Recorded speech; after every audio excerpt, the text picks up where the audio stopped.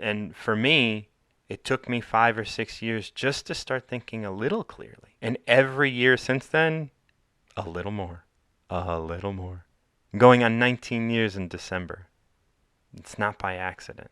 Listening to the Recover Yourself podcast, you'll see that people with long-term recovery, double-digit years, are still having to face little addictions.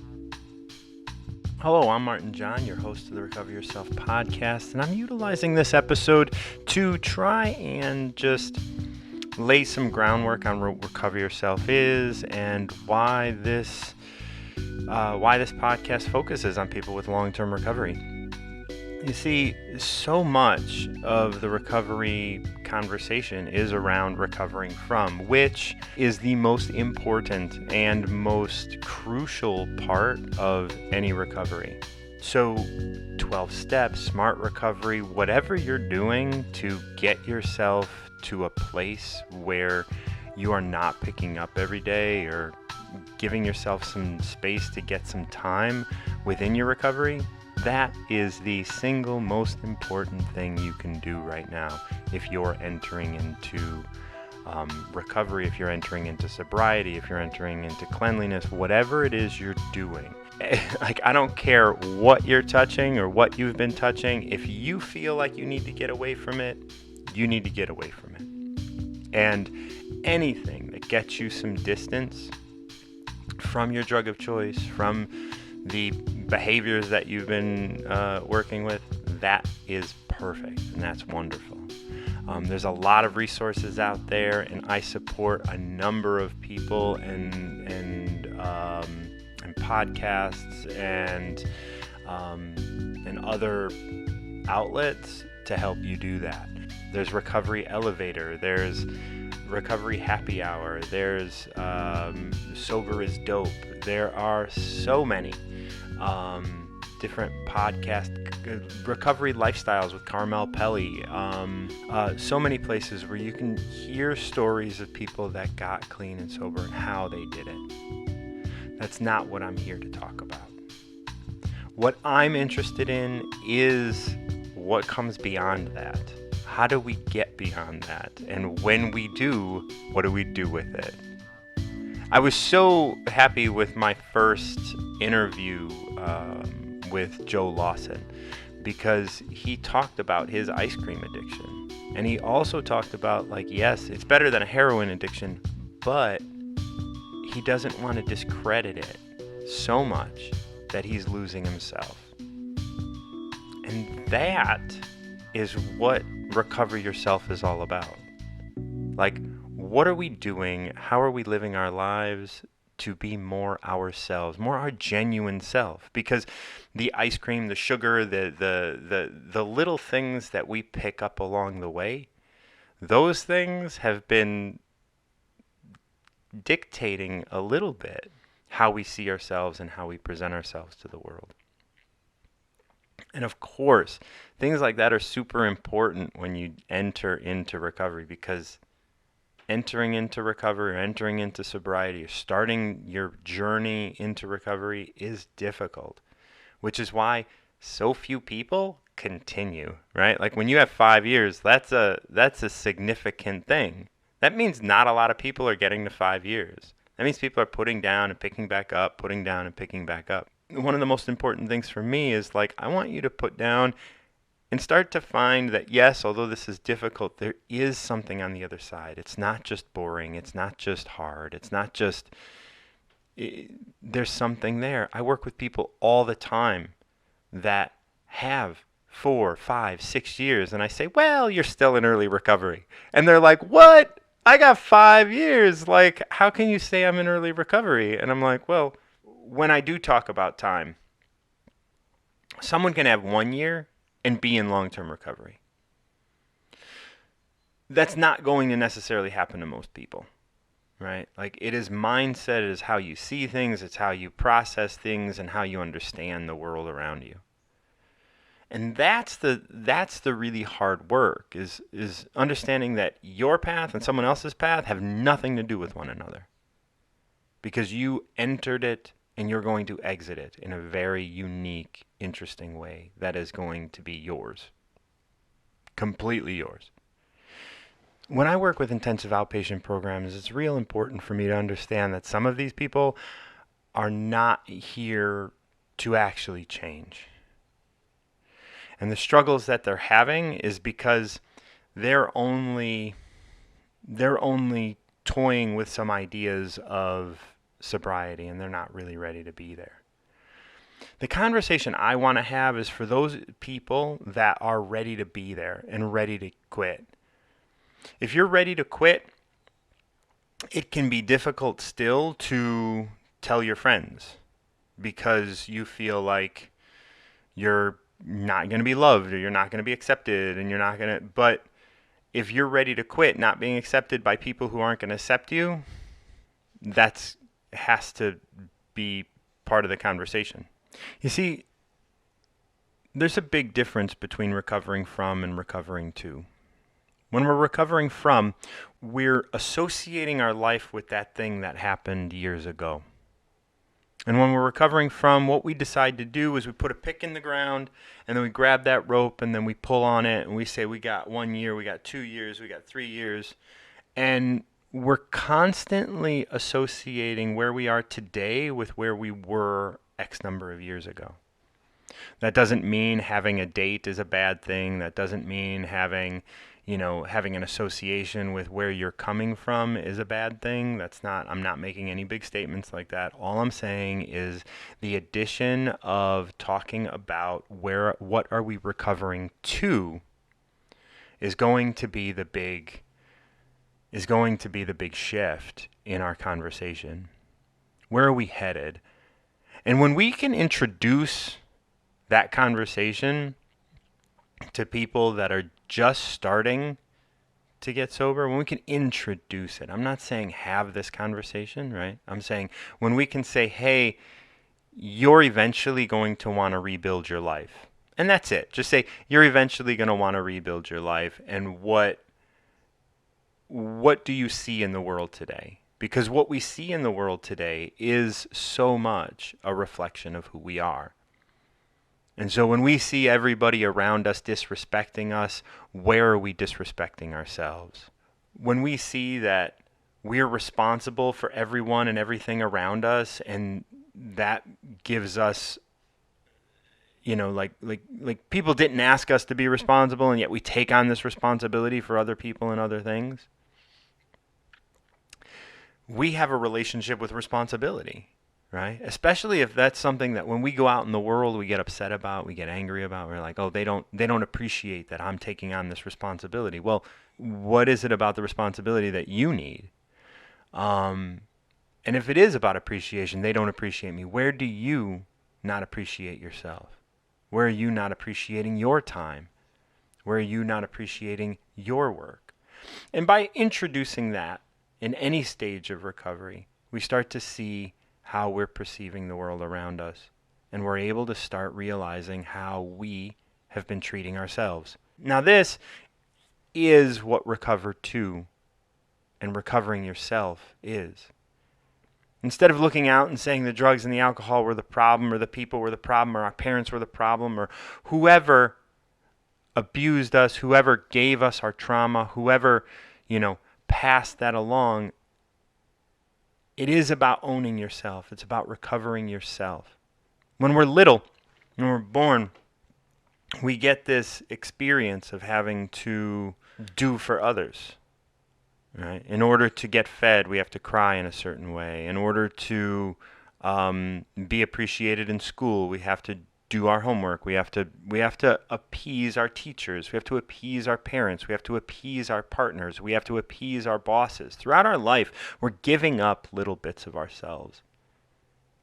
And when that's too much, we find our drug of choice.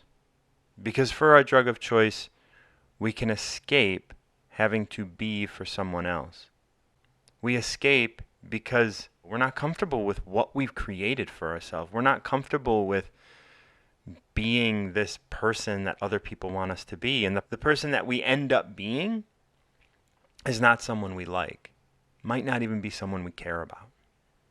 And because of that, we've picked up so many different pacifiers, right? We pick up drugs, alcohol, anything like that will make us feel a little better and help us get through another day. I look at addiction in a very broad sense, right? It's not drugs, alcohol, gambling, shopping, It's not these things, right? What are you doing to pacify yourself at the moment? And do you do that regularly? I look at cleaning and reading and school, and I look at all of these things that people go, yeah, but that's a good thing, right? Like, well, I exercise a lot, but that's a good thing. It's really hard to say, yeah, I take meth every day, but that's a good thing, because of the stigma meth has in the world, right? But just because you don't say it doesn't mean that it's not really what's being said. I mean, when you have an addiction, you're like, well, I have an addiction, so this is what I'm going to do. And you are saying it's a good thing. Because if you didn't think it was a good thing, you wouldn't be doing it. And it's praised in our society to read, read 10 books a month, right? Like, well, if you're reading 10 books a month, how much of that is because you're trying to avoid being with yourself? That might not be healthy. Right? I know generally in society we're just like, reading is good, right? Being clean and neat is good, exercising is good, all these things are good, but at some point, if you're doing it to escape yourself, we have to address that as an addiction. In my episode with Trisha Lewis of Recovery Happy Hour, we talked about her shoe collection. And I like shoes. So I commented on her shoe collection, and I praised her briefly for her shoe collection. And that's how we're trained to do things, right? Like, oh, wow, you got a great shoe collection. In my mind, while I was asking, I was also like, ooh, that's an addiction. And she recognized that, and we addressed that in the episode. And that's amazing, right? To be able to look at the thing that everyone around you is telling is a good thing, and then all of a sudden you say, no, that's my addiction. Now you get the opportunity to step away from that addiction and get some distance from it. And so that's how I see addiction. And that it's a broad sense. But I also see recovery in a broad sense. I like to say that addiction is not a prerequisite for recovery, right? Hardcore addiction or rock bottom or, there is no prerequisite for recovery. Because like I mentioned earlier, we're always giving up for someone else. And we do want to recover who we are. And in order to do that, we have to know who we are.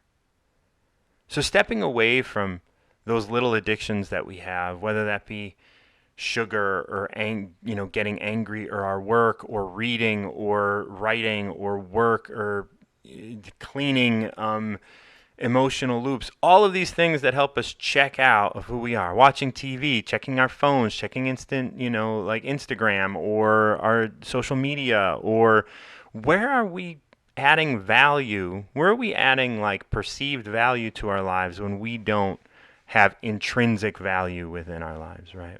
Are there places where I know I still struggle with this? I still struggle with, where is my value coming from? Is it coming from my productivity? Because if it's coming from my productivity, it's real important for me to understand that I have value outside of my productivity.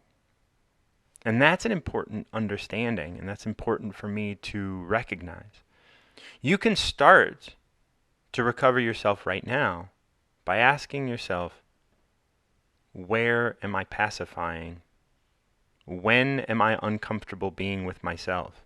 Because as soon as you realize when you're uncomfortable being with yourself, you can start to give yourself space to be with yourself and understand where you're at. Every one of my episodes has talked with somebody that is on a journey to looking at themselves deeply. And I encourage you to continue listening to this podcast because it is a journey. It's always a journey. And it's not just drugs and alcohol, right? It's drugs, alcohol, coffee, sugar, television, telephone, other people. Like we pacify ourselves in so many ways, most of which are little insidious things that just find their way into our lives. If you walk into your house and it's empty and you turn the TV on just for noise, you're pacifying so you don't have to sit with your own thoughts. Again, hardcore addiction is not a prerequisite for recovering yourself. And recovering from, for those of you who are coming out of addiction and for those of you who have struggled with addiction, recovering from is a long process. This is why I say even after 5 years, you're still in early recovery. Because during your active addiction, you dedicated your life to a substance or a behavior. Now, when you start to recover, your life is still dedicated to that, but it's dedicated to the lack of that. Your mind is still reeling with thoughts of alcohol, or drugs. And that's why those rules are in place. That's why those steps are in place. That's why sponsors and accountability buddies are great. Because once you have those, you can talk about all the thoughts you have regarding your drug of choice or your behavior of choice. Once that starts getting settled, once your mind starts getting settled outside of that, all of the things that you had that behavior or substance to hide from, to pacify from, start coming back into your awareness. Now it gets difficult. This is where relapse really becomes an escape and really becomes difficult to avoid. Many people relapse at this point when they start to see those angry, sad, hateful thoughts come back into their life. And they will. And I say, you have to really go through that. You have to start seeing yourself from there in order to even start to think that you're thinking clearly. Pink clouds be damned, it's after that you really start to know who you are, honestly, without the drugs, alcohol, or behavior. And for me, it took me 5 or 6 years just to start thinking a little clearly. And every year since then, a little more. Going on 19 years in December. It's not by accident.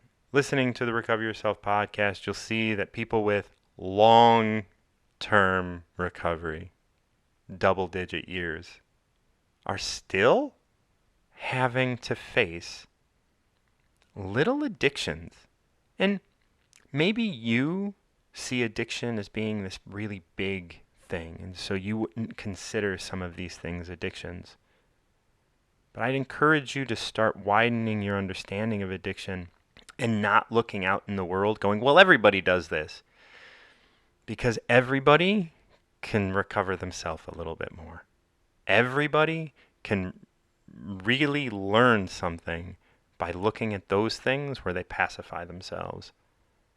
And those things where they pacify themselves to a point of continuing to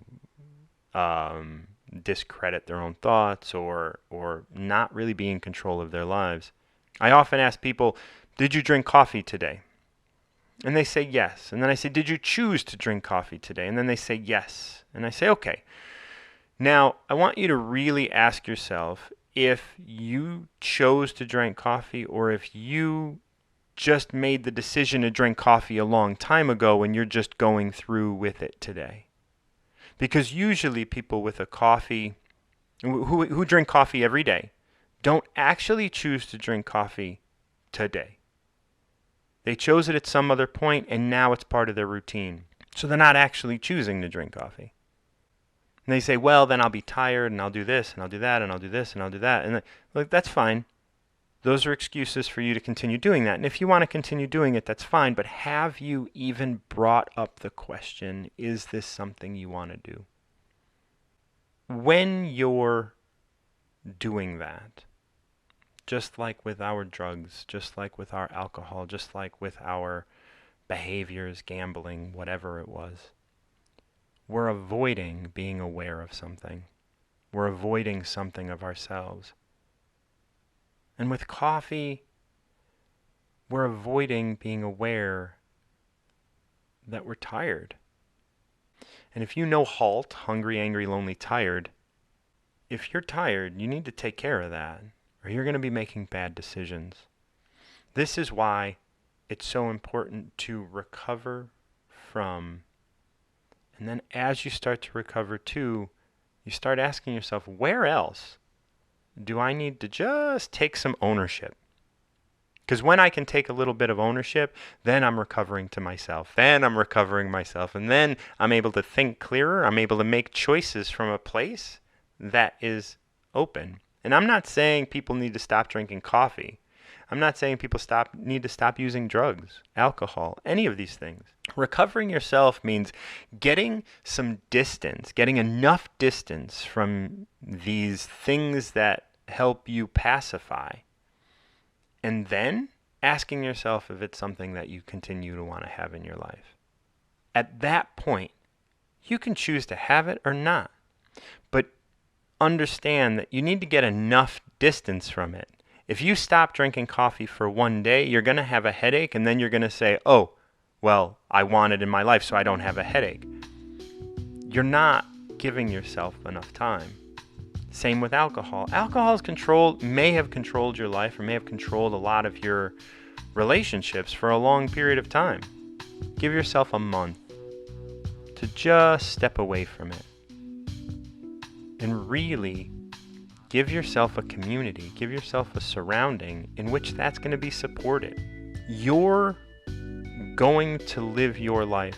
And as you step away from the things that you're escaping yourself from, you're going to grow into yourself. If you define yourself by someone who drinks coffee every day, that's your definition. That's a label and it's a limit. Just like when we decided that we were going to define ourselves by the fact that we drink, and our friends won't accept us if we don't, or we're going to use, and our friends won't accept us if we don't. Those are labels and limits we put on ourselves. And when you go around telling people, I read 15 books this month, that's a label and a limit. Thank you for listening to the Recover Yourself podcast. Thank you for listening to me. I love what I do. I love the message of recovering yourself. Again, I don't have your answer, but I always want to help you find your answer. There is no right answer to your recovery. If you don't feel good about it, it needs to change. If it's not working, it needs to change. And the only way you know it's not working is because you don't feel good about it, or it's not taking you where you want to go. You are amazing. Recovering yourself means recovering God within you. Not God as is written in any book, but you. You are God, as am I. We all are. As are all the people that trigger you and get you pissed off and all of those things. And so trying to find, when they piss us off, where are we in that? When they don't appreciate us, where are we not appreciating us? Where are we not appreciating our strength and power? Again, thank you for listening to the Recover Yourself podcast. I'm your host, MartinJon. Please support this podcast so I can continue bringing the best of what recovery has to offer. And if you're someone with long-term recovery, if you're someone that resonates with what I'm saying here, please contact me via Instagram or my website, martinjon.com, or recoveryourself.life. Until next time, keep recovering yourself.